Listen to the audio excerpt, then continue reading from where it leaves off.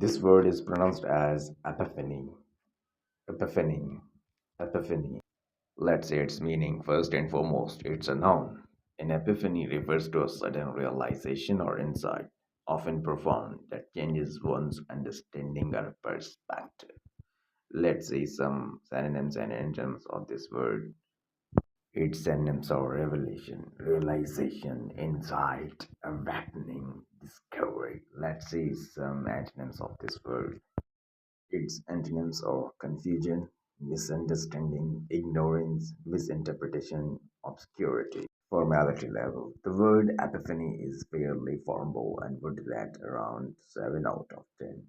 It's commonly used in intellectual, literary, or spiritual contexts rather than casual conversations. Let's see some sentences in which epiphany is used.